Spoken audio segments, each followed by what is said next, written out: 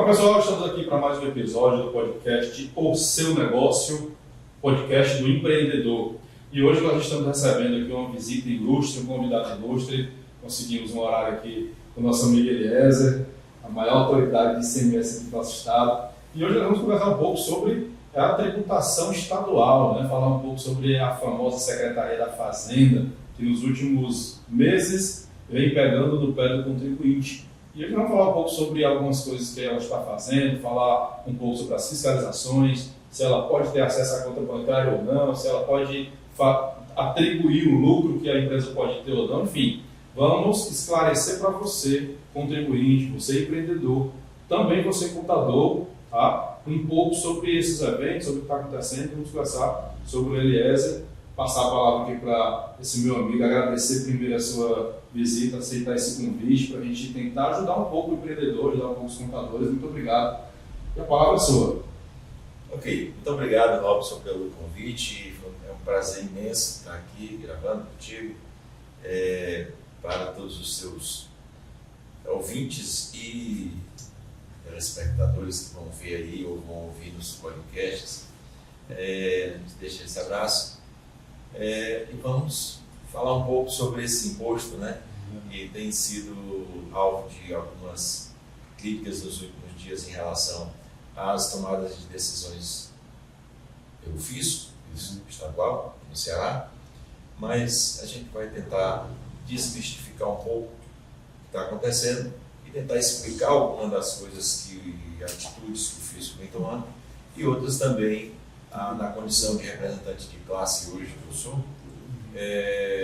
A gente ir atrás do fisco para tentar modificar algumas das coisas que estão incomodando a classe, incomodando as empresas, porque você costuma dizer, não adianta a gente brigar com a lei, quando a lei tenha falhas, a gente luta para que ela mude, mas brigar com ela nunca é bom. O resultado final é muito ruim para quem briga contra a lei. É uma luta desigual, brigar contra a lei e contra o fisco, então, é uma briga mais desigual ainda, Verdade. O Eliezer, ele é, como eu falei, um dos maiores especialistas em ICMS e tem um bônus, viu, pessoal? Ele é ex-auditor da Cefaz, então ele já conhece ali de dentro algumas coisas. Diferente de um amigo meu que ainda está no serviço público, ele também é um pouco pró-contribuinte dentro do que tem na legislação, certo? Vamos começar, beleza, aqui, o nosso bate-papo, falando sobre algo que assim, é difícil até a gente falar sobre o que vem acontecendo de mais urgente, porque tudo tem sido urgente quando a gente fala de tributo estadual, de fiscalização. Mas tem algo que vem acontecendo nos últimos meses, na verdade já há algum tempo, mais agora de imediato, que são os eventos que a Cefaz criou, onde ela fala que são os eventos 379 e 380, São algo que a Cefaz chamou de autorregularização, E até eu brincando com um colega recentemente, ele disse, rapaz, a Cefaz foi boazinha porque ele deu a possibilidade de você se regularizar antes dela multar. Só que esse benefício de autorregularização, ele está muito... tem muita coisa escondida ali, e se o contribuinte não prestar atenção, não der atenção e não seguir, ele acaba caindo nessas cascas de banana, E falar um pouco sobre esse evento, 379 e 380, de uma forma que o nosso público entenda. Primeiro, o evento 379, falando dessa autorregularização, simplificando, o que seria ele? Eu gostaria, antes de falar um pouquinho, já que você começou a falar que eu fui do fisco, eu queria contar um pouquinho dessa minha trajetória. Na verdade, eu passei 24 anos na Secretaria da Fazenda, já tem 6 anos que eu me aposentei. E logo depois de ter me aposentado, eu coloquei uma empresa de consultoria tributária. Eu aproveitei, me achava ainda muito novo, para poder parar, me aposentar e não fazer mais nada, e fui fazer isso empreendendo.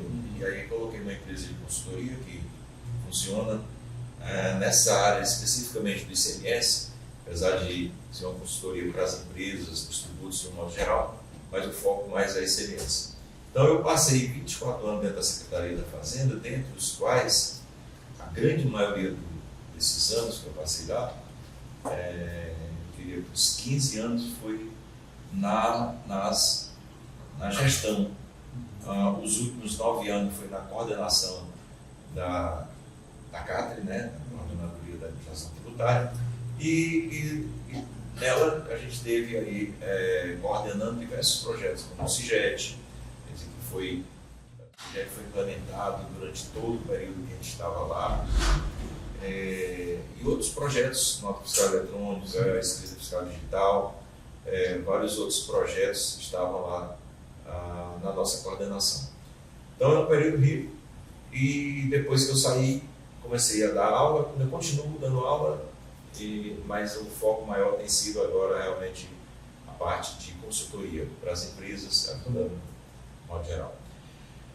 Bom, aí você perguntou sobre o evento 379, e eu colocaria o seguinte: esses eventos, na verdade, não foram criados pela Cefaz. Os eventos, eles estão vinculados ao que a própria lei complementar definiu como obrigação em relação às compras de mercadorias limitadas a 80% do valor das receitas e as despesas limitadas a 120% do valor das receitas. Então, isso daí se transformou dentro das resoluções do Comitê Gestor do Simples Nacional em eventos.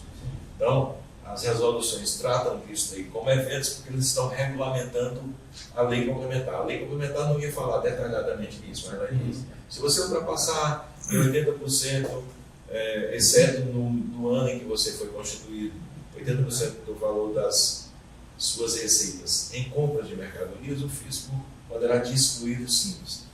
E aí tem lá as regras de exclusão, tem os prazos, tem a notificação, e tudo isso foi colocado e foi modificado, as leis foram modificando, e a própria lei complementar, com as alterações que já tiveram posteriormente, definiu que os fiscos deveriam promover a autorregularização. Então, a autorregularização nasceu por vontade da Cefaz? Não, nasceu por determinação da própria lei complementar 123, com as alterações que aconteceram posteriormente. Aí veio o Comitê Gestor e regulamentou. Hoje o regulamento está, a principal regulamentação está na resolução 140 de 2018. Então essa com as diversas alterações que já tiveram de 2018 para cá, é a principal resolução do Comitê Gestor do Simples Nacional.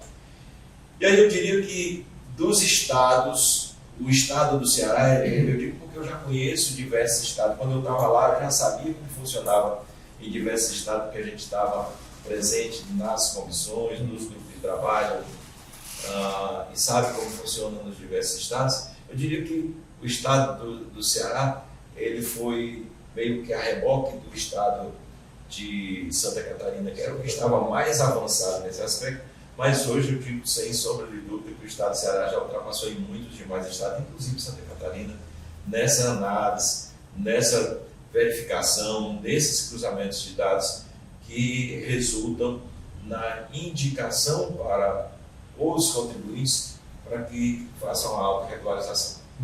Okay? Interessante você falar da lei complementar 123, pessoal, é a lei do Simples Nacional, né? E esses eventos 379 e 380, eles dizem respeito especificamente a empresas do Simples Nacional, tá? Então, assim, lá na legislação, é interessante você comentar isso, que realmente, quando a empresa obtém o Simples, e ele acessa lá a caixa postal do ECAC, ele verifica lá as notificações e já tem as notificações relativas a esses eventos 379 e 380. A grande questão o evento 379 ele fala que o ingresso de receita, né, não pode ser inferior a 20% quando se constata que durante o ano calendário o valor das despesas superem 20% do valor de ingresso de recurso no mesmo período. Ou seja, se a despesa for 20% maior do que as receitas. Isso, é isso. E aí o fisco diz que não pode. A autorregularização, trazendo para o âmbito estadual, ele deu a possibilidade de você retificar as informações lá do PGDA, do recolhimento de imposto, e colocar aquela receita suficiente para cobrir essas despesas. Isso, né? Mas aí eu me pergunto, como é que o fisco ele chegou a esse percentual? Porque se a gente for pensar em margem de lucro, Nem toda empresa dá 20% de lucro, né? A gente tem, por exemplo, supermercado. O supermercado tem produto que só falta dar prejuízo, principalmente os produtos das commodities, né? Arroz, feijão, tudo. Ele tem uma margem de lucro pequeníssima, bem pequena. Como foi que o fisco, tanto federal, estadual, mais estadual, né, que está tratando aqui, como chegou nesses percentuais? Eu diria que, na verdade, não é uma vontade do fisco. Essas indicações estão na própria Lei Complementar 123, que ela foi amplamente discutida no Congresso e é uma regra que passou por diversas comissões, que passou, inclusive, na época, que ainda hoje é um grande defensor das empresas, que é o SEBRAE. Então, o SEBRAE foi muito influente e as entidades também, FENACOM, Nacional, o Conselho Federal de Contabilidade, nós não podemos culpar um ente ou outro por não ter passado dessa forma ou de outra. O certo é que o fisco colocou isso aí de uma forma planificada para todas as empresas, o que você tem toda a razão. Algumas empresas podem ter um lucro muito maior, outras não.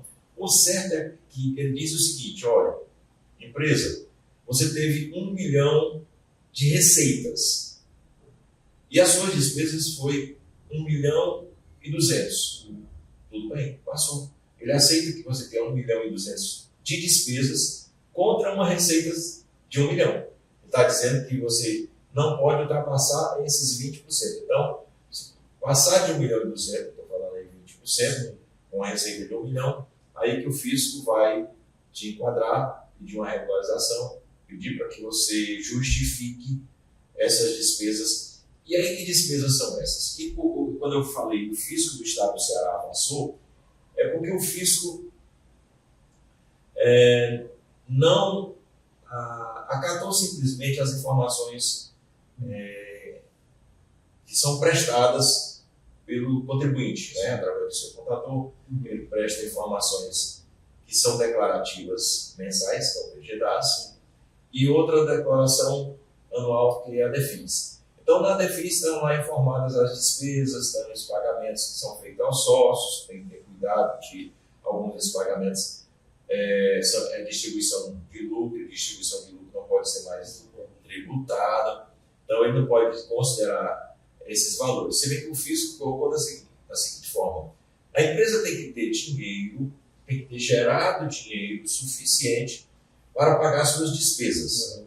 Envolvendo nessas despesas, além das despesas normais de folha de pagamento, energia, comunicação, pagamento de impostos, né, tributos no modo geral, tudo são despesas que saem do caixa da empresa. E aí tem que, essas despesas todas, inclusive o custo das mercadorias vendidas, que é muito interessante, que o fisco do Estado de Ceará vinha fazendo errado, né, e aí do ano passado para cá, modificou a forma de cálculo, está considerando os inventários, por isso que é muito importante os inventários. Eu vou falar depois sobre a questão do inventário das empresas de um modo geral. Mas aí, para as empresas do Simples, esse evento 379 é você dizer, o fisco diz para você, você não pode ter despesas envolvendo todas essas que sejam superiores a 20% do valor total das suas receitas auferidas no período. E aí, se você justificar que dentre essas despesas que você tem lá, você teve outras formas de pagar essas despesas, ou aquilo ali ficou, por exemplo, eu costumo sempre dizer isso daí, que o fisco não está analisando com devido cuidado, que é a questão do saldo dos fornecedores, do próprio saldo do disponível da empresa do exercício anterior para o exercício que ele estiver analisando. Eu posso ter tido um empréstimo no mês de dezembro do ano anterior e ele está olhando hoje o 2021, e aí eu tinha um empréstimo de 2020. Aquele dinheiro que foi para o caixa, está no caixa da empresa, está lá na contabilidade. É por isso que eu acho que é muito importante. As empresas têm que ter uma importância disso que é crucial, que é ter uma contabilidade bem feita e que reflita, né, efetivamente a história da empresa. Os fatos têm que ser contados na contabilidade. Os fatos contábeis, os fatos fiscais, aqueles fatos que implicaram no patrimônio da empresa, tem que estar devidamente registrado. Se a empresa tiver isso, não tem que temer. Agora, sim, é importante essa parte da contabilidade, e aí o nosso público ele é formado em grande parte por empreendedores, empresários, pequenos e médios grandes empresários, mas nós, contadores, eu sempre reforço isso, acabamos tomando uma dor e uma briga que não seria nossa, que na verdade é de você, empresário, essa briga, que a gente fica ali arrancando os cabelos, meu Deus, o fisco agora está cobrando isso, mas se a empresa, ela, como você comentou, ela excedeu 120%, né, de despesa referente ao seu faturamento, sei lá, você faturou R$1 milhão no ano e teve 1.200.000 de despesa, né? Você pode ter prejuízo na sua empresa? Pode ter prejuízo. Mas você constantemente ter isso, não tem como você manter a sua empresa. Só que tem um pequeno detalhe disso. A Cefaz, o fisco em geral, ele fala lá ingresso de receita, né? E quando ele fala ingresso de receita, ele desconsidera uma série de coisas. A gente sabe que a empresa ela tem muito grande parte da sua receita oriunda da sua atividade, seja venda, seja transporte, qualquer que seja. Só que existem outros ingressos de receita. Então, o fisco ele considera tudo que é ingresso de receita para esse fim ou não, só aquilo que ele fatura? Não, preste atenção. A própria legislação, a resolução, a gestão normativa que o fisco e o Estado está utilizando agora, mas todas elas já diziam a mesma coisa desde 2019, e todo esse trabalho do fisco em relação às empresas sempre começou em 2019. Então, a última gestão normativa, se eu não me engano, é a 24 de 2023. Então, ela diz detalhadamente que você pode ter outras fontes de receitas devidamente aceitas pelo fisco, devidamente declaradas.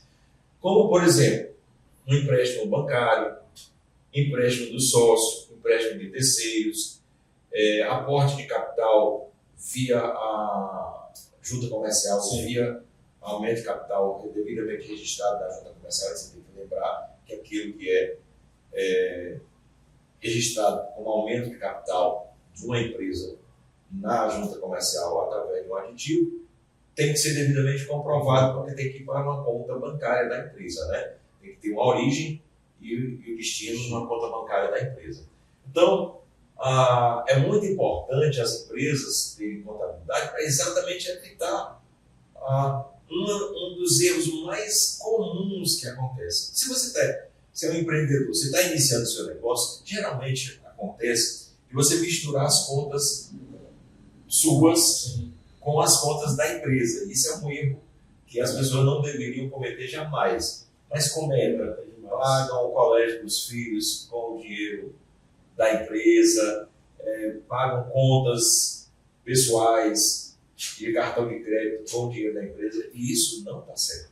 As pessoas têm que separar, e só o contador pode te ajudar nesse aspecto, porque ele vai dizer isso é conta da entidade, empresa, isso é conta pessoal, não pode ser misturados. Eu posso até transferir a título de prolabore ou a título de distribuição de lucros, mas são entes distintos, são contas que devem ser mantidas de forma separada. Então, quando o fisco faz essa cobrança, ele analisa cruzando com as informações que ele tem. O fisco ainda não está utilizando, veja bem, ainda não está utilizando as informações que ele já tem prerrogativa de utilizar do E-Social. E no E-Social... Pode utilizar o E-Social? Ele tem? Pode, porque tem convênio com o governo federal, com o fisco federal, que tem as prerrogativas do E-Social. O E-Social é compartilhado com diversas entidades, Caixa Econômica, que administra o FGTS, a Receita Federal, PGFN, vários órgãos utilizam aquelas informações e, mediante convênio, os estados e os municípios. Então, saber utilizar aquilo ali, nem todo mundo ainda está sabendo. Por exemplo, a Prefeitura de Fortaleza tem convênio com a Secretaria da Fazenda, troca informações de cartão de crédito, não é só cartão de crédito e débito. O Zé também já está cruzando essa informação. Informações BITS, tudo isso já está lá. Então, essas informações o fisco já tem acesso. Então, se você tem receitas da tua empresa que não são suficientes para fazer frente às despesas que estão na tua empresa, tem que ter cuidado, porque é importante que você não carregue para dentro da empresa despesas que não são inerentes a ela. Sim.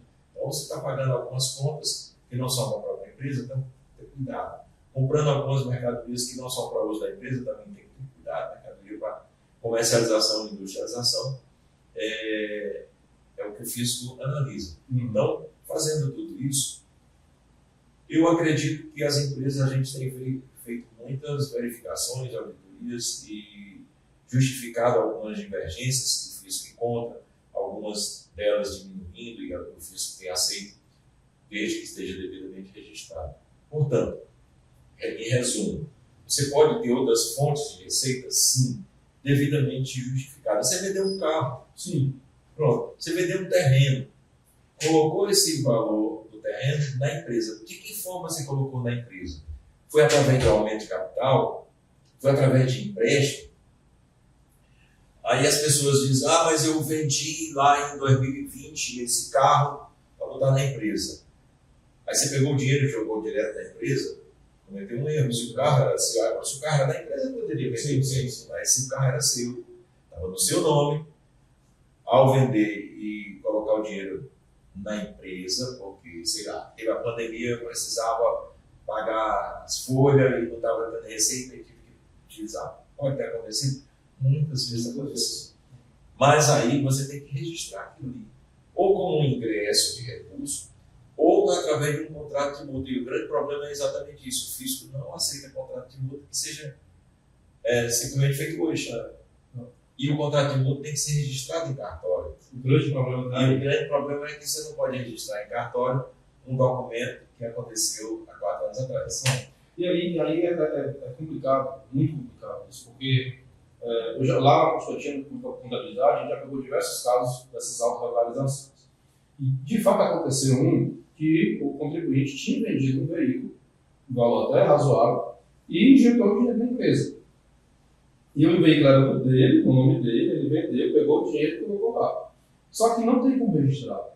E o fisco não tem como é que vai dizer. E o grande problema, e aí vou reforçar um ponto que você frisou aqui, né?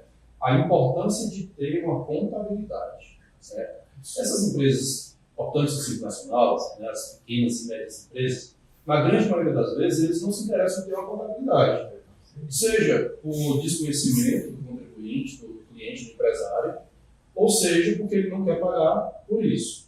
Né? Aí ele acaba pensando, não, eu vou contratar uma contabilidade ali, vou pagar, sei lá, R$350 para entregar os impostos, uma folha de pagamento e tal. E aí o contador não se posiciona e diz, olha, você precisa ter contabilidade, nós somos contabilidade, nós somos contadores. Né? E a empresa acaba não tem contabilidade, não recebe balancete, não recebe balanço, não tem análise das demonstrações financeiras nem contábeis. E aí fica dessa forma. Quando chega um caso desse, ele não tem como comprovar nada, porque não tem nada registrado na contabilidade. E é importante você, empresário, empreendedor que está nos assistindo, que você precisa ter uma contabilidade. Evidentemente, para você ter uma contabilidade, você precisa pagar um preço para ter uma contabilidade. Qualquer que seja o contador, e cobra um valor irrisório e dizer que vai entregar a contabilidade, ele não vai entregar, porque não tem como. Né? E hoje a Cefaz, o fisco em geral, ainda aceita ter uma contabilidade, uma escrituração feita corretamente, como prova. Né? Esse caso que eu citei aqui, ele vai ter que ajustar a receita dele lá, vai ter que pagar o imposto por esse ajuste de receita, e aí a outra ponto já te perguntar, ele vai ter que retificar as informações superioridades, ele vai ter que pagar a diferença de imposto, seja parcelado ou não, né? E vai se autorregularizar. Só que detalhe, ele não vai emitir nota fiscal por esse ajuste. E aí, como é que fica isso aí? Muito bem. Bom, o fisco, e aí eu volto começar pela questão da contabilidade. Eu sou contador, eu dou aula de contabilidade, eu fui conselheiro do CRC, eu fui conselheiro do CRC quando eu ainda estava na Cefaz, depois saí, e aí, como eu sou conselheiro lá desde 2018, então passei pelo menos uns 4 meses, porque eu me aposentei em abril. Sim. 3, 4 meses ainda no Estado e já no Conselho. Então, depois que eu me aposentei, eu coloquei a empresa, mas nunca, eu mesmo como contador, eu tenho uma colaboradora que também é contadora, com pós-graduação e tudo mais, ela me ajuda, que é a Gorete, a gente trabalha junto, fazendo os nossos trabalhos de consultoria, de apoio aos clientes, mas nenhum de nós, mesmo como contadores, eu não faço a minha própria contabilidade. Então eu tenho uma contadora contratada, né? Tenho um contador desde do primeiro dia que eu abri a minha empresa, porque eu tinha essa exata noção da importância da contabilidade. Sim. E eu não ia simplesmente prejudicar a minha empresa desde o nascimento com uma contabilidade que eu não estou e não estava durante a minha vida toda, mesmo tendo sido formado, não estava acostumado a fazer, até porque eu tiraria o meu foco, que é consultoria. Sim. Então, a minha opção foi por contratar uma empresa de contabilidade que me dá todas a segurança de estar fazendo corretamente as informações que eu necessito para os fiscos do modo geral. Então, é muito importante que você tenha a contabilidade, porque ela que vai te auxiliar. E ouvir a contabilidade, eu tenho isso em mente, que é bem, com muita clareza.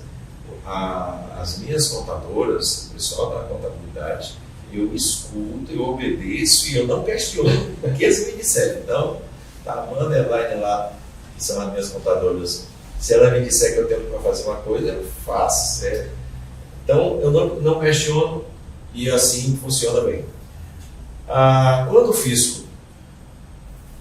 fisco cobra algo de você e você responde, é muito mais fácil você explicar se aquilo tiver tudo registrado na contabilidade. Então, você fazer a contabilidade devidamente registrado, faz balanceios mensais, apresenta tudo aquilo com ativo, passivo, receitas e despesas, tudo devidamente registrado, é muito mais fácil você comprovar ao fisco que aquilo ali. E mais ainda, você se livra de uma outra penalidade, que é um outro evento 378, que o fisco vai começar a cobrar, que é a existência do livro caixa.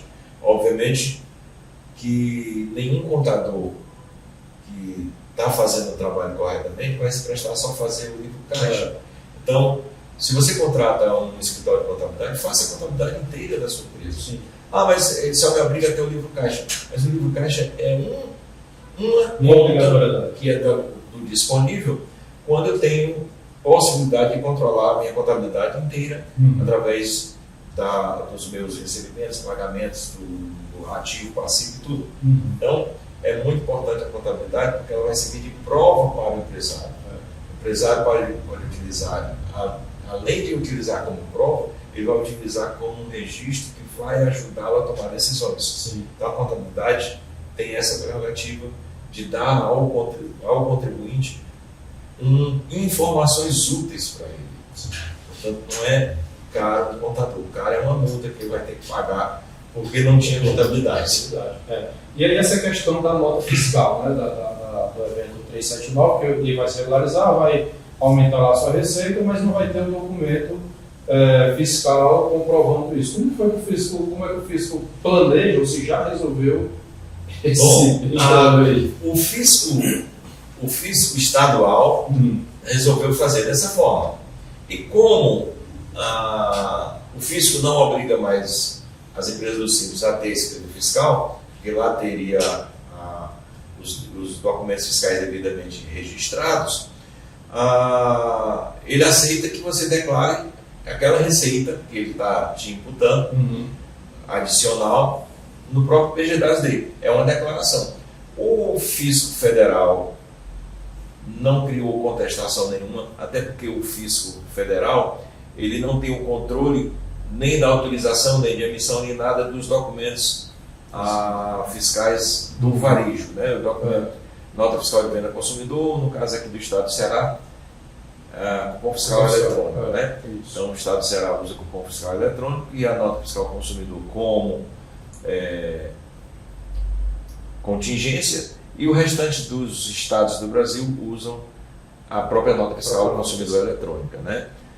Então, dizer que ele vai ter esse documento, não tem. Não tem como você emitir retroativo, não tem como você dizer Eu estou falando de 2019, que é bom, daqui a pouco é bom a gente falar especificamente da questão 2019, que é o que está na bola da vez aí, para tirar muitas empresas do Simples.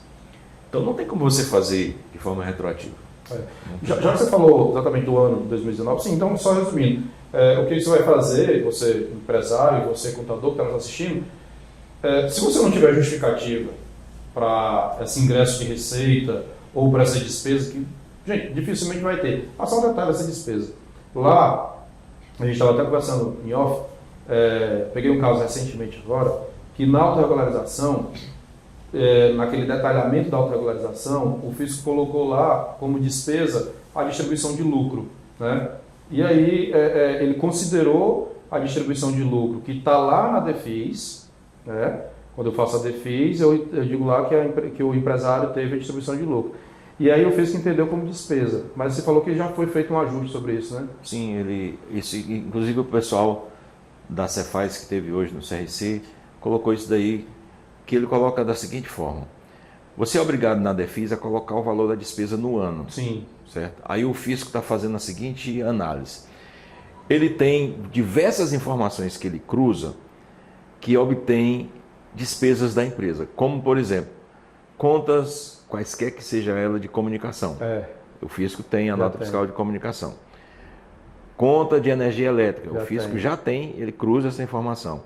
O frete que você pagou, as próprias notas fiscais, mas aí ele tem como analisar e separar aquilo que você comprou de uso e consumo. Aí eles disseram hoje que estão utilizando o uso e consumo quando a empresa comprou no cupom fiscal eletrônico. Aí você comprou no cupom fiscal eletrônico e colocou aquilo ali, o teu CNPJ, o fisco entende aquilo ali como consumo, que é uma mercadoria para uso e consumo. Obviamente que, como ele não tem esse registro do CFOP específico na nota fiscal, porque não tem mais a escrita fiscal, você teria que comprovar as suas despesas referentes ao uso e consumo. Mas ele já faz essa análise. Ele colocou também lá, na análise que ele faz, com base nessa instituição normativa 24 de 2023, ele fez um quadro onde ele apresenta todas essas análises das despesas e lá ele coloca despesa com pessoal. Ele ainda não está analisando o E-Social, mas ele vai colocar aquilo ali e provavelmente vão ter outras renotificações, que é um drama. A empresa foi notificada, recolheu tudo, como o fisco disse que ela estava devendo, aí o fisco encontra outras informações que aumenta aquelas despesas e aí diz, não, isso aqui não deu certo. Então tem um outro problema para vir aí, viu? O contador não tem um minuto de sossego, né? Não, é porque se você diz assim, você declarou 1 milhão, mas o fisco encontrou, somando todas as despesas, que teve 1.300.000, passou 30%. Sim. Aí você vai ter que justificar o ingresso de outras receitas para poder fazer frente àquela despesa. Sim. Tem um outro problema que a gente acabou falando e não falou, que é o evento 380, que é um outro problema. Está na sequência aqui, mas vamos adiantar com ele. Eu já vou adiantar. O evento 380, ele compara uma parte dele estaria até dentro do 379, porque o 379 é despesa como um todo, inclusive o custo da mercadoria vendida. Como é que a gente analisa o custo da mercadoria vendida? O estoque inicial, mais as compras, menos o estoque final. Isso, a famosa Portanto, é muito importante que na DEFIS esteja declarado, o contador declare corretamente o inventário. Nada de entregar estoque zerado. Nada de entregar inventado. Aí o inventário vai dar nisso, né? Nada de entregar o inventado, em estoque zerado, porque vai prejudicar o custo da mercadoria vendida. Né? Porque aí o fisco faz uma outra análise. As compras de mercadoria, naquele período que ele estiver analisando, só as compras de mercadoria destinadas à comercialização e industrialização. Compra para o ativo, compra para uso e consumo, estaria fora. Só aquelas destinadas à comercialização e industrialização não pode ultrapassar ao percentual de 80% do valor das receitas. É um outro fator bastante importante. E aí você pode comprovar que obteve outras receitas que são outros recursos que fazem aumentar esse percentual, e aí você não estaria em curso nesse outro 380, evento. Então, os dois eventos, 379 e 380, eles estão ligados diretamente às receitas. E, obviamente, que a principal receita da empresa acaba sendo a receita de comercialização, né, da empresa. Mas ela pode ter receita de prestação de serviço, que o fisco não estaria analisando com base nas notas, mas eles teriam que estar devidamente registrados lá no PGDAS. Então, estão lá no PGDAS essas outras receitas. Então, são várias análises. E aí você tem receitas, aí você tem um outro desdobramento, que são receitas de mercadorias tributadas pelo ICMS ou não tributadas, porque são substituição tributária, né? Lembrando que o fisco do Estado do Ceará não adotou outros benefícios, exceto os do próprio Simples Nacional, portanto, redução de base de cálculo e isenção não entram também reduzindo o percentual das receitas. A pessoa tem que lembrar que o Estado do Ceará não adotou isenção e a redução de base de cálculo é uma parcela isenta daquele tributo. Então, você está vendendo rapadura, ovos, feijão, tudo é tributado dentro do Simples. Dentro do Simples tudo é tributado. E aí a questão do 380, né, só para esclarecer mais, ele diz exatamente isso aqui. Se a sua compra de mercadoria para comercialização for superior a 80% dos ingressos de receita, ou seja, se a minha receita, né, as minhas compras, na verdade, sei lá, eu faturei 100 mil reais, recebi de entrada de receita 100 mil reais durante um mês. Vamos falar um mês para não falar um ano. Durante um mês eu faturei e recebi na minha conta da empresa 100 mil reais. Se as minhas compras de mercadoria para vender for tipo 90 mil reais, eu já caí no 380. Isso. Só que tem que lembrar, e aí é uma das críticas que a gente faz, na época que eu estava lá, a gente procurava observar isso daí, os meninos, inclusive, apresentaram esses eventos hoje lá no CRC, tem uma crítica em relação a isso daí, eu inclusive conversei com eles, tem que analisar, por isso que é importante a contabilidade, volto a falar mais uma vez a importância da contabilidade, é porque você tem não apenas o financiamento dessas tuas receitas, diretamente como financiamento, como empréstimo, com empréstimo de sócio, mas você tem a possibilidade de ter financiamento de fornecedor. Sim. Do tipo, você comprou, fez uma grande compra no final do ano, porque apareceu uma chance de você comprar mercadoria numa condição boa. E o teu fornecedor deu um prazo. Então, se aquele valor das compras que você fez em dezembro tiver registrado na contabilidade como contas a pagar, é muito importante que isso seja registrado, porque vai ter que deduzir do valor total das compras naquele período esses saldos de fornecedores que foram financiados, que financiaram aquela empresa. Digamos que você tem um saldo inicial de fornecedores de 100 mil e um saldo final de 200 mil. Ele vai incluir esse saldo do fornecedor, o que veio do ano anterior, porque provavelmente você pagou durante o exercício, né? Sim. Mas vai deduzir aquilo que você deixou para o ano seguinte. Então, essa compra também, em relação ao evento 380, deve ser observada. Eu não sei, é exatamente isso aí. Se o fisco está analisando com esse critério, por isso a minha crítica, eles estão meio que refazendo a contabilidade nesses aspectos, analisando os estoques em relação ao custo, mas não estão analisando a questão nem do disponível, nem dos saldos de fornecedores e também saldo de clientes. Você pode ter saldo de clientes que implicam no inverso, né? Pode implicar em ingresso de recursos ou mesmo vendas que você vendeu a prazo e não está registrado.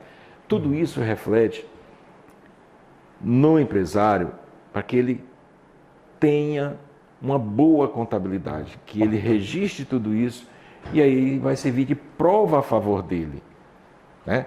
Então, quando você diz assim, não emitiu nota, pois infelizmente, mas serve agora para esses anos e daqui para frente, para que a empresa comece a ter esse cuidado de emitir as notas, emitir todas as notas, Porque ao registrar o ingresso de recurso, se estiver devidamente amparado num documento fiscal, ele não vai ter esse problema em relação à contabilidade, porque os documentos vão estar registrados na contabilidade. E é importante você falar isso, que assim, além de emitir a nota fiscal, os contribuintes em geral fingem não saber. Mas é como o Eliezer falou agora, o fisco ele tem acesso à sua conta de energia, né? E aí, no caso, se a conta de energia for no nome da empresa, tem lá a conta de energia, ele já sabe. Ele tem acesso às suas contas de telecomunicações, e aí vem internet, telefone, tudo. Tem acesso a essas informações. O fisco ele tem acesso ao que você pagou de frete, já é uma outra despesa que você pagou também, o fisco tem acesso. Então não adianta você querer esconder, porque não dá para esconder. Já está tudo lá, é tudo entrelaçado. E aí um cliente diz, mas então agora eu vou só comprar à vista e vender à vista porque o fisco não vai ver. Mas onde é que você vai conseguir só comprar à vista e vender à vista? Onde não tem condições, não tem como fazer, né? Como é que ele vai fazer isso? Comprar à vista e vender à vista, né? Ou comprar sem nota. Ou viver na era do escambo, não sei como é que a gente voltaria a isso aí, mas tem que analisar que hoje está tudo cruzando tudo com tudo. Vamos só analisar. O fisco hoje, como eu falei, tem acesso a informações. Antes era só de cartão de crédito e débito. Agora tem acesso ao Pix de todo mundo. O Pix já nasceu dentro da era eletrônica. Então você tem que imaginar que quando você faz uma transferência qualquer ou recebe algum Pix na tua empresa, ele vai cruzar. E o fisco está ainda além. Ele está cruzando a informação com o CPF dos sócios. E o que é pior. Porque aí você, eu vou fazer agora no CPF do sócio, do CPF de alguém. Uma movimentação acima do normal. Não é só o fisco estadual que vê. Porque o fisco estadual vê o cartão de crédito na ótica da empresa. O fisco federal vê as duas pontas, porque ele vê na ótica do fornecedor e na ótica de quem está comprando. Se você comprar valores acima de 5 mil no cartão, o fisco está olhando para você, dizendo de onde é que vem esse dinheiro, para saber se você está conseguindo comprovar legalmente as despesas que você está tendo. O fisco está vendo isso, o COAF está vendo isso a todo tempo. Então, eu diria que é muito difícil hoje você esconder informações e não dá para a gente ficar numa situação de estresse por causa disso. O que eu diria? Eu sempre digo o tempo inteiro, se você tem um bom registro, você tem um bom contador que dá para você segurança de aquilo que você está fazendo, está sendo devidamente registrado, olha, eu passo para a minha contabilidade mensalmente todas as informações de bancos, todas as informações de notas fiscais, tudo que eu comprei, tudo que eu paguei, tudo que eu recebi e tudo com nota fiscal. Por que eu faço isso? Porque eu não quero de forma nenhuma que venha depois problema para mim. Ainda mais eu que passei 24 anos lá dentro, sei do que o fisco é capaz de cruzar e encontrar. Então eu não vou correr esse risco, de forma alguma não vou correr esse risco. Então é uma das recomendações que a gente diz. Utilize bem, converse com o seu contador, utilize bem a contabilidade, que ela vai servir como um meio de você melhor gerenciar teu negócio. Sem dúvida. E você tocou num ponto muito importante, que a gente acaba falando de algumas coisas que acontecem no dia a dia, né? Lá na Constantino Contabilidade, peguei um caso agora de um rapaz que ele vende celular, né? Só que vende celular e iPhone e tudo. E aí, ele foi fazer a declaração do imposto de renda dele, pessoa física, né? E sempre, quando eu pego clientes assim, eu peço o extrato bancário pessoa física dele para a gente analisar, né, algumas coisas. A movimentação dele deu mais de 700 mil reais. Pessoa física, né? E eu alertei, olha, é o seguinte, a movimentação pessoa física está totalmente fora da tua realidade, ele tem uma movimentação gigantesca. Mas nem tudo aqui é lucro, é porque eu compro e vendo, mas na ótica do fisco, você recebeu todo esse dinheiro. Todo esse dinheiro. E aí ele disse, mas isso aí nunca dá em nada não. O grande problema do contribuinte, da população em geral, é achar que nunca vai dar em nada. Né? Nunca vai dar em nada. E aí, no caso, quando der, vai fazer o quê? Eu vou dar um exemplo para você, porque chega para mim muitas empresas que me procuram para fazer auditoria e sabe que eu trabalhei lá e sabe que a minha empresa hoje faz esse trabalho também de auditoria e chega muita gente para fazer essa auditoria em relação a esses eventos, 379, 380. E chegou uma empresa agora em que o fisco havia encontrado uma diferença de R$ 4.600. R$ 4.600. Porque o que aconteceu? A empresa declarou zero no seu... Ela ficou fechada desde da pandemia, um pouco antes da pandemia. Ela fechou, era matriz e filial, então a filial parou de operar, mas é porque ele tinha a intenção de mudar para um outro local, e acabou mudando esse ano, já mudou para um outro local, está no outro estado, inclusive, na Paraíba, mas ele ficou de pendências anteriores, fez um parcelamento dessa empresa, e envolvia exatamente débitos que ele teve antes mesmo da pandemia. Então ele está pagando. E aí não tinha receita de nada. Só tinha despesa. Só tinha despesa. E como ele não tinha receita, só tinha despesa, aí o fisco, opa, peraí, tem alguma coisa errada aqui. Tem alguma coisa errada. Então,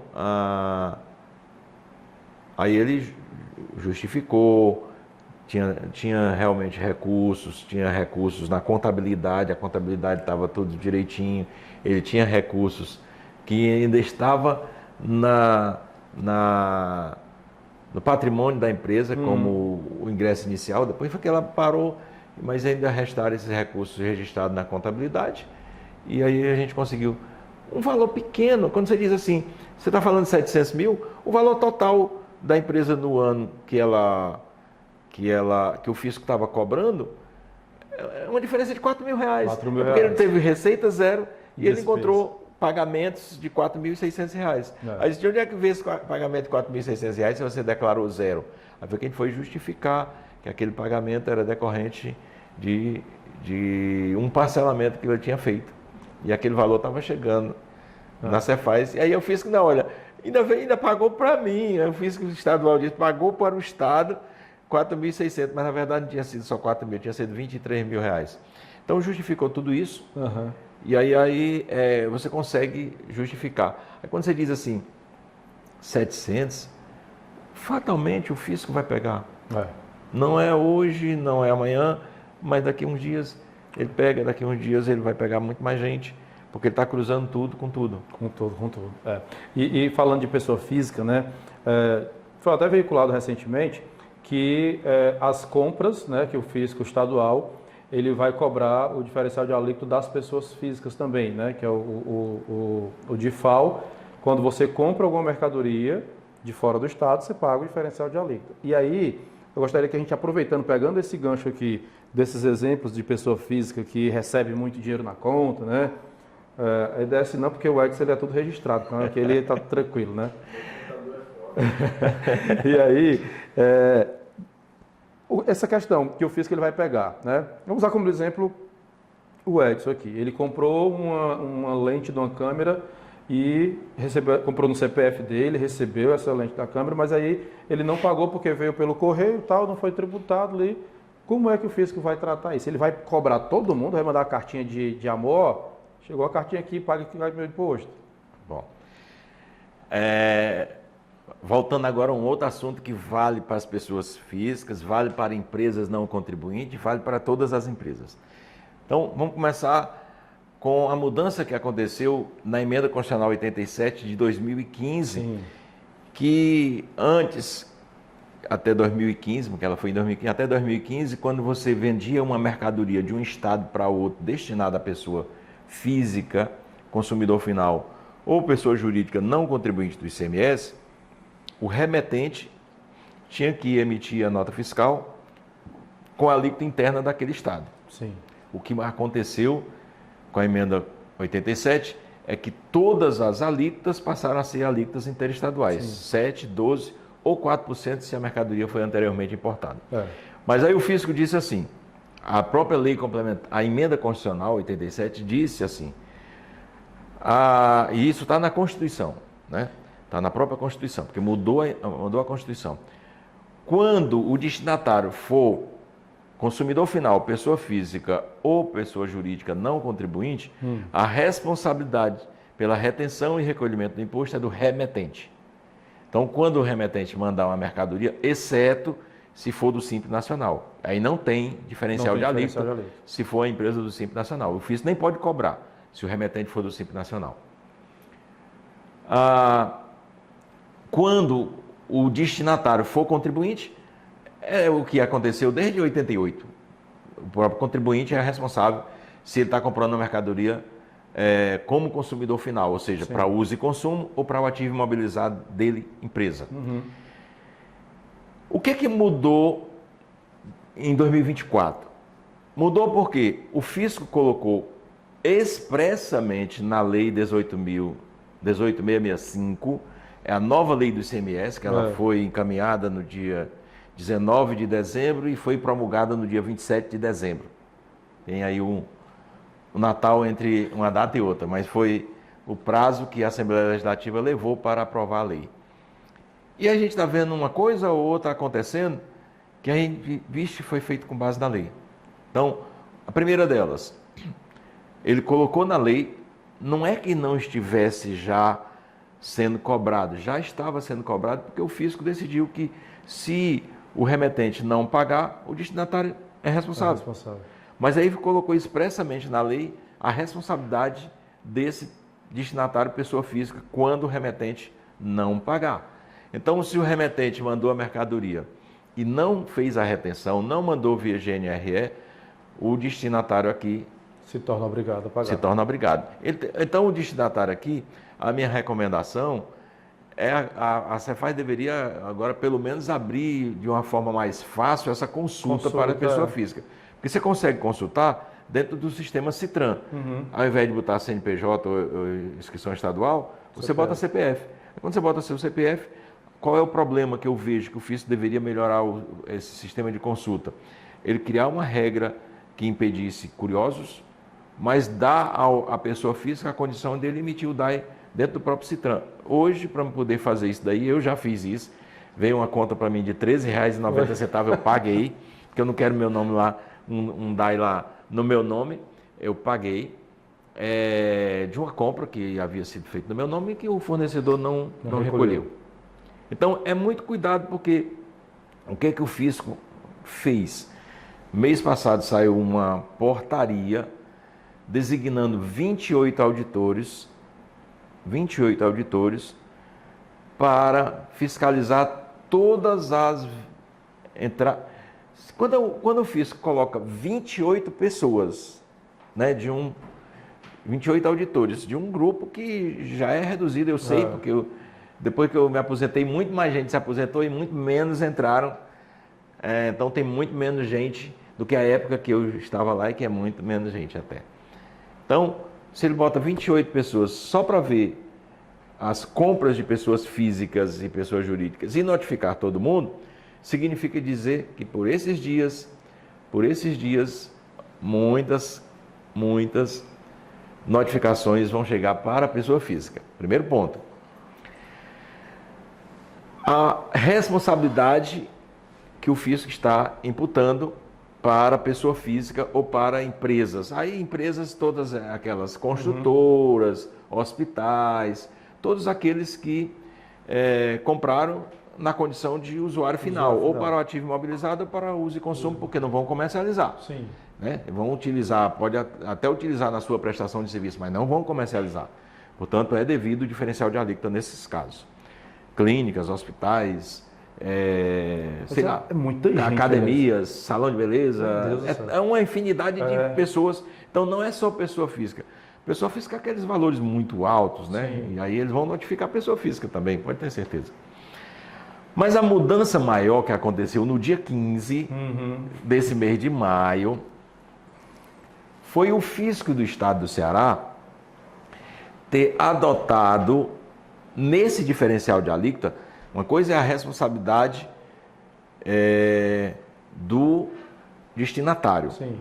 A outra coisa é ele ter adotado uma regra uma regra nova desde o dia 15, porque a nota explicativa foi aprovada no dia 15, foi publicada no dia 15.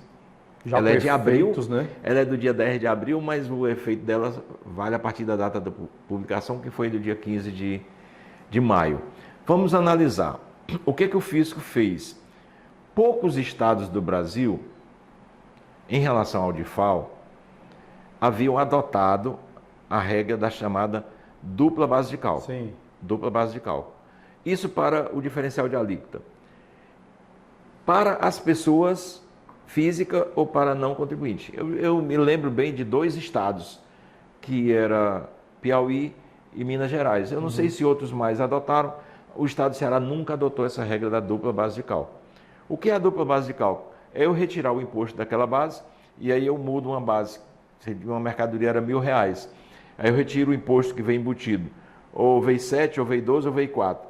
Digamos que veio 7. Aí eu tiro aqueles R$70, eu fico com a nova base 950 e aí eu divido pela alíquota interna, né? A alíquota interna, a diferença da alíquota interna, né? 1 menos a alíquota. Sim. Eu tenho esse valor para embutir o valor na nova base. Então, é a mesma conta que eu faço na importação, só que na importação eu não tenho crédito de nada, né? Tem crédito de nada. Ela é inteiro. É o valor R$1.000 dividido por 80%, né? Porque é 1 menos a alíquota de 20. Dividido por 80 dá 1.250. Então, quando você embute o valor, aí você fica com a alíquota de 25%. Muito bem. Interna é 25%. É 20%. Na prática é o que você está vendo, mas a gente sabe que como ela é por dentro ele representa 25%. Muito bem.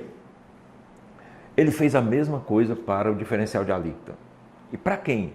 Para todas as empresas, não só consumidor final, mas as próprias empresas terão que refazer o seu cálculo daquilo que ela comprar para o ativo imobilizado ou daquilo que ela comprar para uso e consumo, utilizando essa nova base, essa nova modalidade. Ele vai ter que fazer esse novo cálculo, o contador vai ter que fazer esse cálculo e informar esse valor lá na escrita fiscal. E aí por isso que inclusive saiu uma instrução normativa 43, agora de 2024, também detalhando como você deve escriturar na extrapolação, os detalhes de como você deve fazer essa escrituração do diferencial de alíquota. Então, vale para as empresas que estão comprando mercadorias para uso e consumo o ativo imobilizado, tanto a escrituração que está lá prevista na instrução normativa 43, como essa nova regra de cobrança que aumenta em 25% o diferencial de alíquota. Por que 25%? É você fazer um cálculo bem simples. Mercadoria que vem do Norte, Nordeste e Centro-Oeste, que vinha com a alíquota de 12%. Sim. Então você tinha que pagar o complemento até chegar nos 20%. Os 20%. Seria os 8%. Seria 8%.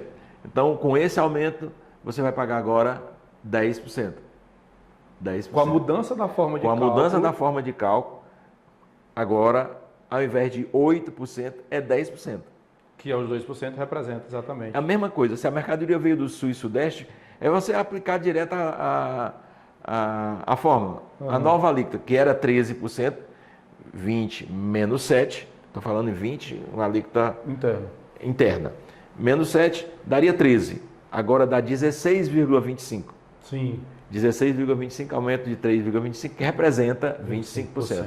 Se a mercadoria anteriormente importada, que veio com 4%, e você pagava 16%, né?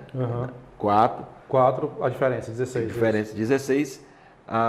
Agora você vai pagar 20%. Ela veio com 4% e você vai pagar mais 20%. Então não é mais 16% e sim 20%.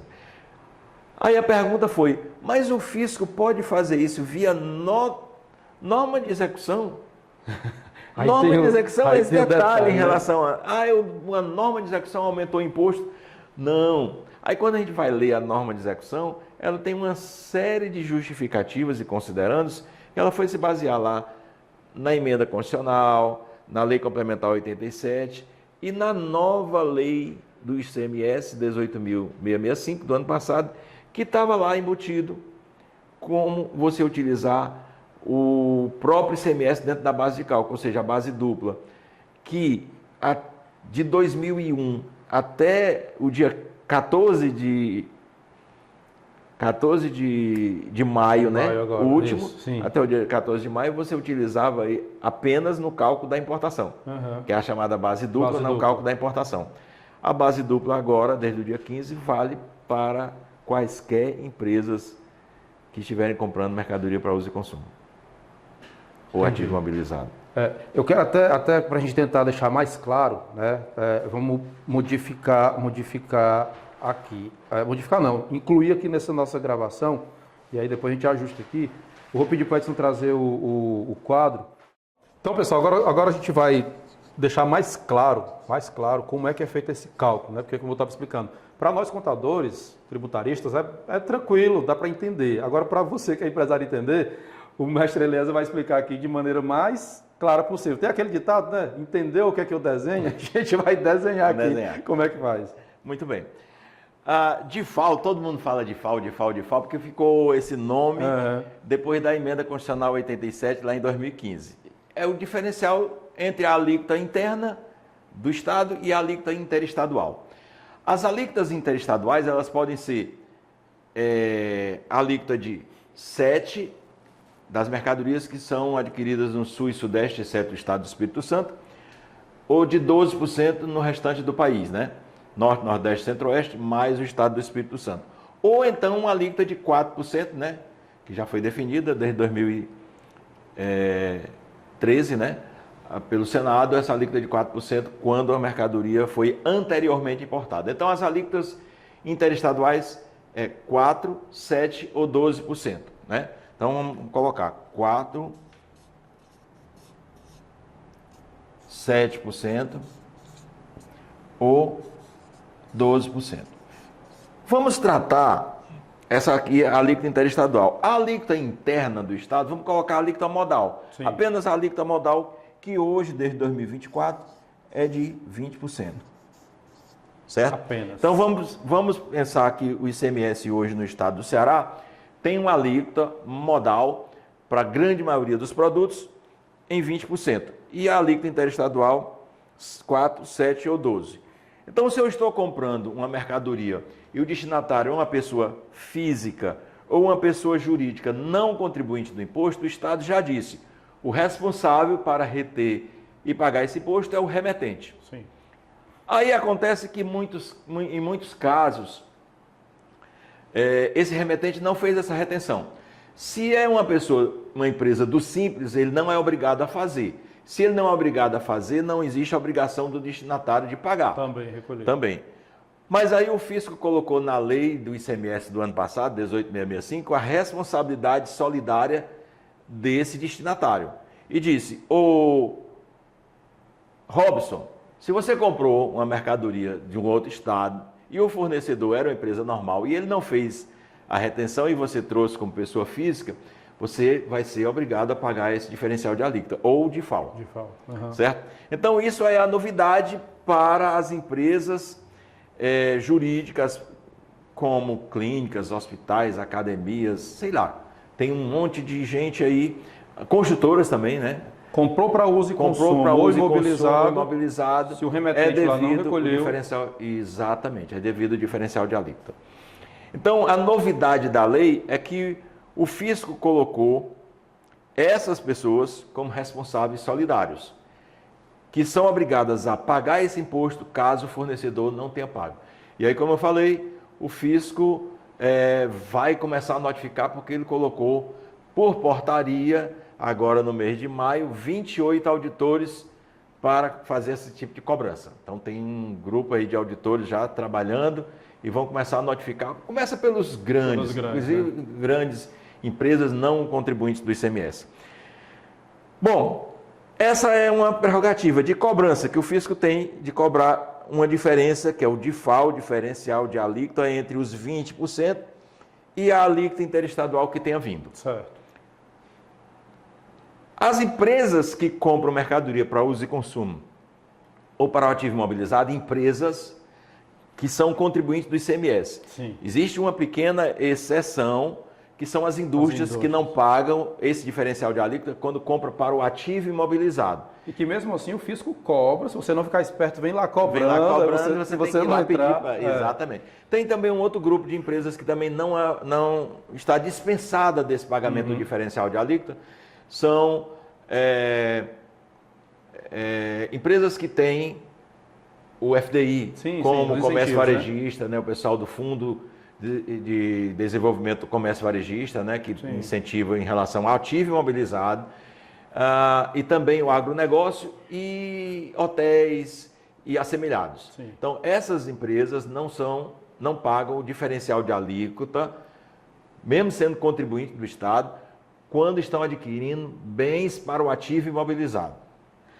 Mas vamos colocar agora a obrigatoriedade de pagar. Então vamos agora falar sobre valores. Todos, não só o consumidor final, pessoa física e jurídica não contribuinte do ICMS, como também as empresas contribuintes do ICMS que são obrigadas a pagar, porque elas já eram obrigadas a pagar desde 1988, porque pagava na sua escrita fiscal, na apuração lá, na sua apuração, e as empresas do Simples, aquele valor é registrado lá na fronteira. Sim. No código 1090 registrado, você tem que pagar, porque está sendo cobrado lá na fronteira. Então a empresa do Simples é obrigada a pagar o diferencial de alíquota quando estiver comprando para uso e consumo e para o ativo imobilizado, e as outras empresas fazem esse registro na sua própria apuração. Sim. Só que o que mudou com a norma de execução, eu vou mudar aqui para a gente poder, norma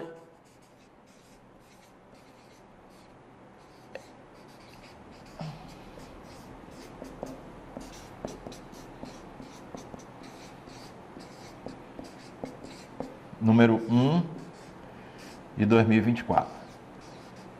A primeira do ano, a Cefaz já foi a primeira norma de execução do ano.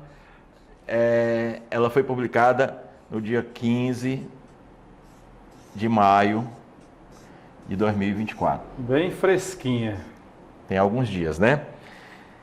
Então, o que é que diz essa norma de execução? Todo mundo começou a reclamar como é que uma norma de execução cria uma obrigatoriedade de aumentar imposto. Aí eu fui ler com calma e vi o que tinha acontecido em relação a essa norma de execução. Primeiro, continua na mesma circunstância de obrigação, inclusive o fisco detalhou como deve ser registrado, tanto o ICMS diferencial de alíquota que ele manda para fora do Estado, como o ICMS diferencial de alíquota quando ele compra mercadoria para uso e consumo e o ativo. Está tudo devidamente registrado na Instrução Normativa 43 de 2024. Recente, ela é também poucos dias atrás, só que ela é só de obrigação acessória. Só como você vai escriturar, registrar. Ela só dizia lá como é que você tinha que escriturar. Elas provavelmente foram feitas muito próximas da outra. Essa daqui foi os procedimentos do novo cálculo do diferencial de alíquota. E aí é que vem a novidade. O estado do Ceará, poucos estados da federação adotaram isso, poucos estados adotaram a mesma regra de incluir o imposto na sua própria base de cálculo, que é um cálculo que é feito desde 2001 em relação às importações. Sim. E o estado pegou esse mesmo cálculo de importações e colocou na lei estadual nova. E aí, quando me perguntaram, o Estado aumentou o imposto via norma de execução? Aí eu digo, não pode, vamos analisar isso aqui com calma. Aí está lá tudo devidamente escriturado, aliás, tudo devidamente escrito, quais são os motivos que levaram o Estado a tomar essa decisão da chamada base dupla, base de cálculo duplo, ou chamada base dupla. Todo mundo, quando ouvir falar em base dupla, vai lembrar isso daqui, que vai dizer o seguinte: o que é a base dupla? É o seguinte, o Estado, todos nós sabemos, e quem não sabe fica sabendo, que o ICMS é um imposto por dentro. Sim. Quando você vende uma mercadoria por R$100, lá está embutido o ICMS, lá está 20% de imposto. Então, na verdade, você só tem, quando você vendeu uma mercadoria, o valor da operação, R$100, lá está embutido os 20% de imposto, portanto, na verdade, você só tem 80%. 20% é do Estado. E quando o Eliezer fala de estar embutido, pessoal, aí vem um outro assunto que aí daria um outro episódio, que é a formação de preço, tá? Isso. Quando você vai formar o seu preço, você tem que embutir o imposto. Senão você vai ter tem que prejuízo. Bom, então uma mercadoria muito fácil para a gente poder fazer isso daqui é dessa forma. Então, o que disse essa norma de execução? Essa norma de execução, que ela não veio à toa e não criou imposto nenhum, essa regra já estava na lei 18.665, estava lá escondidinho, uma fazendo referência a uma coisa, a outra, aí está lá misturado lá, parágrafo 7º do artigo 44, que trata da base de cálculo, aí ele disse que a base de cálculo, nem se tratando de importação e de diferencial de alíquota, tanto em prestação de serviço de transporte como na mercadoria, ele seria utilizado o próprio imposto incluído na sua base de cálculo, que seria a tal da base dupla. Mas ele colocou lá na lei, mas ele fez mais ou menos assim, não, vou colocar aqui, mas não vou usar não.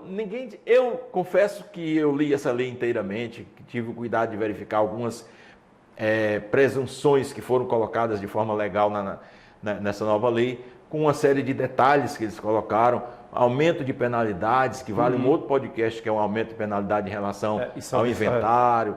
Então, uma série de coisas. Mas colocaram a base dupla e eu só vi quando a norma de execução foi publicada. Eu não tinha visto. Eu confesso que, mesmo lendo com cuidado a lei, eu só vi depois da norma de execução publicada que o Estado adotou base dupla. Que ele não utilizou na época, mas agora resolveu utilizar. Isso, que ele não utilizou na época. Então, ele não utilizou na época e poucos estados da federação utilizaram. Mas se ele disser assim, essa base dupla era utilizada em que circunstância? Era utilizado para as empresas, para os não contribuintes do imposto. Ele começou a cobrar. Um estado aqui cobrou, um outro lá, e foi aquela confusão. Um adotou, outro não. Eu sei que, regra geral, a maioria dos estados pararam de cobrar a base dupla, não adotaram de forma nenhuma. E o estado do Ceará resolveu adotar a base dupla. E ao adotar a base dupla, o que significa dizer? Como é que ele faz esse cálculo da base dupla? Eu vou fazer bem lentamente. O valor da operação, aí eu tenho uma operação, digamos, que tenha vindo de São Paulo. Certo. A alíquota o valor da alíquota, o ICMS interestadual, no caso, com a alíquota de 7%, digamos que tenha vindo de São Paulo, seria R$ 7,00. Certo. 7%, aí o valor do resultado disso daqui seria R$ 93,00. Certo? Para mim encontrar a alíquota interna e embutir essa alíquota interna no valor dessa mercadoria, no valor dessa base de cálculo, aliás, a interna, a intra, eu faço o mesmo cálculo que eu faço na importação. Sim. Só que na importação eu pego a base 100 porque não tenho crédito de nada. Aqui eu excluo esse crédito, eu excluo o crédito de imposto para poder não entrar nessa base dupla que eu estou fazendo aqui agora. Sim. Então, ao fazer essa base dupla, eu pego os 93 e divido pela forma 1 menos a alíquota, dividido por 1 menos a alíquota. Qual é a alíquota nossa? 20%. Então, é 1 menos 0,20 dá 0,80. Então, eu pego o 93, então seria 93 dividido por 0,80, que é 1 menos a alíquota. Sim. Então, essa nova base de cálculo passa a ser a nova base dupla. A primeira base foi essa daqui, que veio de São Paulo, de R$100. A nova base dupla passou a ser 93 dividido por 0,8, dá 116. 93 dividido por 116,50, né? 0,8, 116,25. 116,25. Isso. 116,25 passou a ser a nova base. E aí essa nova base, o que eu vou fazer? Eu vou multiplicar pela alíquota interna. eu tenho uma nova base e uso a alíquota interna. Como é que eu faço? Vezes 20%. Dá 23,25. 23, o valor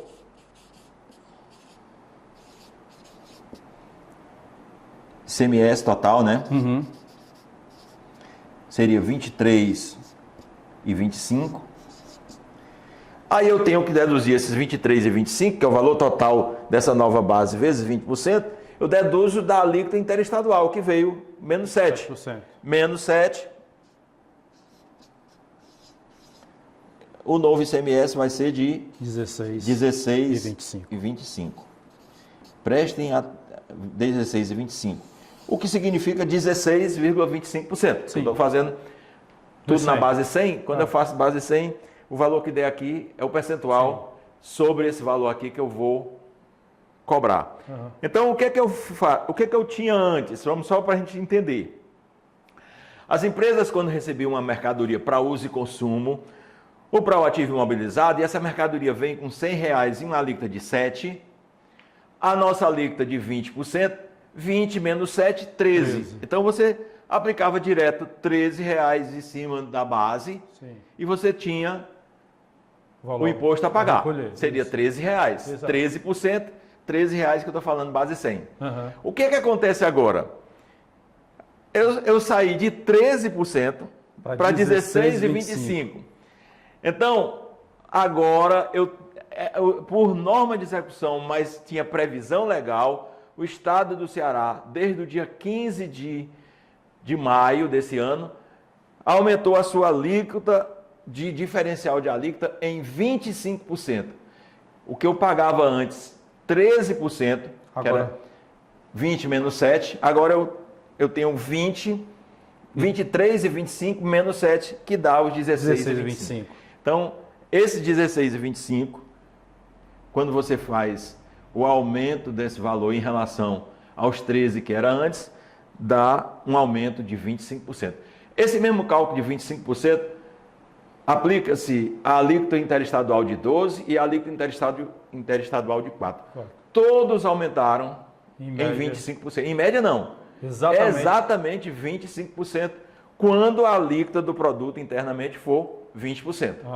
Se essa alíquota é menor, obviamente vai diminuir. Por exemplo, se eu tiver uma alíquota interna de 12 de algum produto que tem alíquota de 12, esse percentual cai para 13,64%. Eu estou falando direto porque eu já fiz esse cálculo. Né?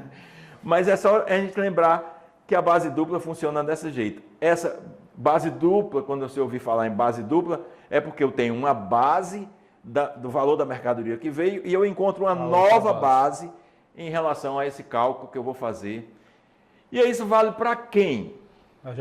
Para aquelas pessoas físicas que o fisco vai cobrar na fronteira. Já com base nisso aqui. Ou o fornecedor. Lembre-se que o fisco colocou nessa norma de execução uma situação em que ele não poderia imputar ao remetente essa forma de cálculo. Sim. Mas ele disse com muita clareza, lá no parágrafo 2º do artigo 1º dessa norma de execução, artigo 2º, parágrafo 2º, se não me engano.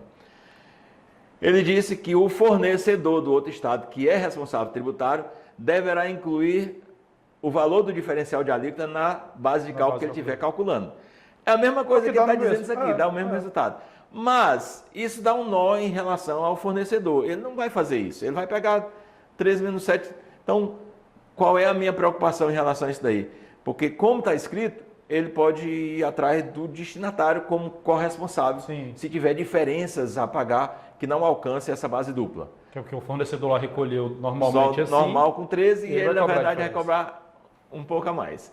Pode acontecer? Pode. O fisco está dizendo que vai fazer dessa forma? Não, mas como deixou implícito, se o cálculo vier errado, ele pode cobrar do remetente que tem a inscrição estadual, para que ele faça o cálculo correto.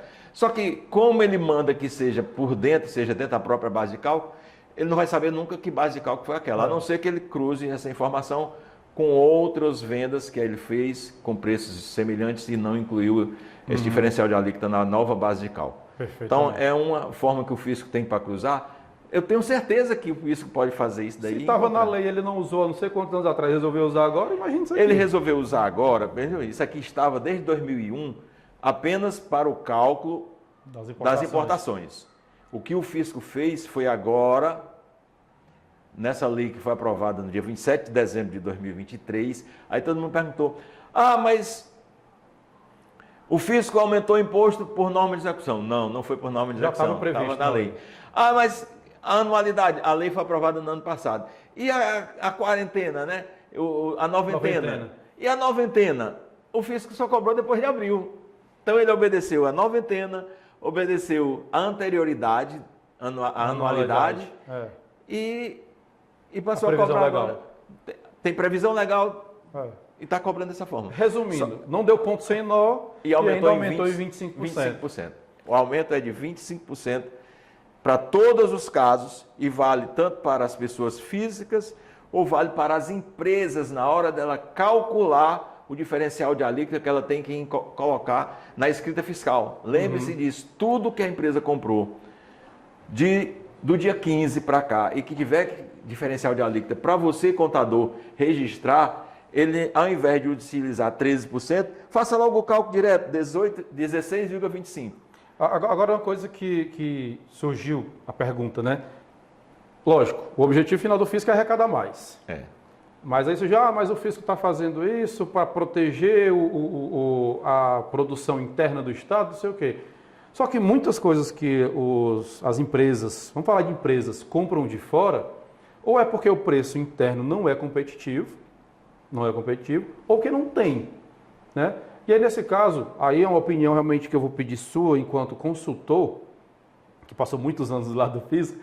Nesse caso, é muito prejudicial às empresas do estado do Ceará, porque alguns produtos, por exemplo, digamos construção civil, né? Muita coisa que a construção civil compra de fora é porque ou não tem produção aqui, ou porque o custo daqui é muito alto. E aí vai prejudicar muito. E ele vai aumentar o custo dele, consequentemente, não vai conseguir repassar. Vai gerar um prejuízo, não vai? O que a gente percebe aí é que muitas empresas, por exemplo, uma grande empresa, e se ela tiver várias filiais no Brasil todo, é muito comum que ela faça compras em valores muito altos. Sim. E aí, isso para baratear custo, ela compra de fora, ela compra direto da indústria, ela compra direto no seu fornecedor, quando ela quer comprar ou bens para o seu ativo, ou bens ou mercadorias para uso e consumo. Em relação a bens de produção, né, que são as compras para o ativo da indústria, que ela vai utilizar na indústria, esse imposto é diferido, então ele não vai pagar. Mas essas empresas compram muita mercadoria para uso e consumo e às vezes compram, se é uma grande empresa que funciona no país todo, ou em vários estados, ela acaba comprando em lotes grandes de empresas de fora. Sim. E vai recebendo aos poucos, porque aquilo barateia o custo dela. Muito. Ela tem que saber, essas empresas, mesmo sendo indústria, que vão pagar diferencial de alíquota com base nessa nova cálculo. Agora essa nova tabela. Que vai onerar muito. Muito. 25%. 25%. Aumenta em 25%. Meus amigos, o fisco não está de brincadeira de jeito nenhum. É verdade. Então, pessoal, acho que realmente essa fórmula aqui, mais desenhada do que isso, não tem. Você contratando o Elias, ele vai lá, pega na sua mão e calcula, né? Então, assim, está bem desenhado aqui. Eu fico impressionado com o poder que o fisco tem e que os contribuintes, os empreendedores em geral, acham que não tem. Mas com o poder que ele tem, tanto de aumentar a arrecadação, que a gente viu, o Brasil bateu recorde de novo de arrecadação, recorde histórico de arrecadação, né? E aqui nós vimos que por uma simples norma de execução, com base legal, ele aumentou a alíquota em 25%. Né? E eu fico impressionado. Não a alíquota, vamos lembrar. Ele aumentou a carga tributária. Porque aí quando ele fala de alíquota, a gente toma um susto. A carga tributária foi aumentada em 25%. Aquilo que eu pagava antes 13%, eu pago agora 16,25%. Isso representa um aumento de 25%. Sobre a carga tributária. Sobre a carga tributária. E isso vai aumentar o custo dos produtos ou serviços de empresas que adquirem de fora do Estado. Consequentemente, a economia que já não está indo tão bem, tende a ir pior. Mas isso é assunto para outro ponto. E o que eu continuo, que eu fico impressionado, é com a facilidade que tem de fiscalização. E aí você precisa estar atento a isso, de fiscalização. Porque se você não tiver realmente uma boa contabilidade, que saiba fazer esse cálculo, quando vier a cobrança disso aqui, com juros e multa e penalidades, vai ser muito maior, né, beleza? E acho que é basicamente isso, né? Muito impressionante. Uma mudança de uma simples forma de cálculo que o fisco passou a cobrar mais. E isso é um aumento. E esse aumento aconteceu em todos os casos, sendo 25? Não. Quanto maior a alíquota, maior esse percentual que aumentou, né? Então, você tem produtos que sejam comprados para uso e consumo de um consumidor final, como, por exemplo, vinhos, bebidas, que a alíquota é 28%. Então, esse aumento é muito maior ainda. Então, se o fornecedor dele, de fora do estado, se é um grande apreciador de vinho e quer comprar de fora do estado, você tem que ter cuidado, porque o teu fornecedor terá que mandar, se ele não for do Simples Nacional, terá que mandar esse diferencial de alíquota. E se não, não é só 25%. A alíquota sendo 28%, isso aqui vai para mais de 30%. Mais de 30%. Bom, pessoal, então depois dessa aula que nós tivemos, né, aqui eu estava conversando, tem assunto para a gente ter uns 3 ou 4 podcasts aqui, mas por conta do horário, a gente vai caminhar aqui para o encerramento, né? Aliás, agradecer de novo aqui a sua presença. Com certeza, vamos marcar mais uns 2 ou 3 bate-papos para a gente conversar um pouco. Com certeza, muito enriquecedor mesmo. E agradecer de novo a sua presença, obrigado pela aula que você deu aqui. E deixar aqui a palavra de novo a você para as considerações finais, onde o pessoal lhe encontra. Eu já sei onde encontrar, que eu perturbo direto. Mas onde o pessoal lhe encontra, fale um pouco da sua empresa, venda seu peixe, porque com certeza todos os nossos ouvintes, todo o nosso público aí precisa dos seus serviços. Ok. Bom, primeiro agradecer, realmente foi um prazer imenso participar aqui com você desse bate-papo. E aí um bate-papo que eu tenho sempre muito prazer, porque assim, o meu jeito de falar é jeito de professor, né? Percebe que o professor fala muito, inclusive às vezes se você não parar, eu fico falando direto sem parar. Então, agradecer a você, ao seu público. Eu estou nas redes sociais, eu tenho Eliezer Pinheiro, um canal que eu publico algumas coisas lá no YouTube, mas mais no Instagram. Então você me encontra lá no underline lá do Instagram, né? Lá no arroba do Instagram, né? @ underline Eliezer, underline Pinheiro. Então procura Eliezer Pinheiro lá, você vai encontrar. A gente está atuando desde 2018, desde que eu saí da Secretaria da Fazenda nessa área de consultoria tributária. Eu faço consultoria tributária para empresas, para escritórios de contabilidade que são amigos e que a gente compartilha. Eu emito pareceres para entidades, então tem empresas, tem sindicatos, alguns sindicatos ligados à FIEC. Então, para várias empresas, entidades, a gente está atuando. E também eu fui durante 4 anos conselheiro do CRC, vice-presidente lá do CRC, e hoje eu estou no SESCAP. Sim. Então estou no SESCAP também, na diretoria do SESCAP do ano passado, de 2023 até 2027, né? Então é aí onde as pessoas me encontram, eu estou aí, estou na minha empresa, que é um lugar onde eu vou para me divertir. Então eu gosto tanto dessa área que o meu trabalho eu tenho como um momento único, porque cada empresa, cada novo trabalho é um desafio novo, é uma forma nova, mas tudo voltado para o ICMS. E aí a gente lembra, o ICMS tem data de morte já definida na Constituição, né? Que é 2032. Mas vem muito mais problemas que é você conviver a partir de 2026 Com o ICMS mais os outros impostos que foram criados na reforma tributária. Mas E que é motivo loucura, para né? outros podcasts falar de reforma tributária. Já fica já a dica, viu, pessoal? O próximo com o Eliezer, vamos falar sobre reforma tributária, porque já está sendo uma loucura isso. O que eu recebo de mensagem todo santo dia de clientes e de colegas contadores, né? Os colegas contadores me ligam direto perguntando sobre essa questão da reforma, como é que está, o que eu estou vendo, como é que vai fazer. E assim, vai ser uma loucura. E eu estou até realmente preparando um material sobre a reforma tributária, mas é tudo muito ainda... É um universo que ainda vai ser desvendado, né? Porque a reforma tributária, a emenda constitucional 132, ela deu as diretrizes. Sim. Não pode ter dentro de uma Constituição o detalhamento que eles estão fazendo agora através dessas leis complementares. Sim. Deve sair algumas leis complementares, falando de contencioso, falando de IBS, falando de CBS. Deve sair as leis complementares e mais ainda alguns outros leis complementares falando dos fundos que foram criados. Tem uma série de coisas novas que estão vindo aí pela frente. Vamos aguardar o que vem. Não adianta se estressar não, porque nós vamos conviver ainda por bons 6 anos, 6, 7 anos ainda com o ICMS. Então dá para a gente ainda gastar muito. 7 anos ainda tem pela frente, ainda, né? Então, é isso aí.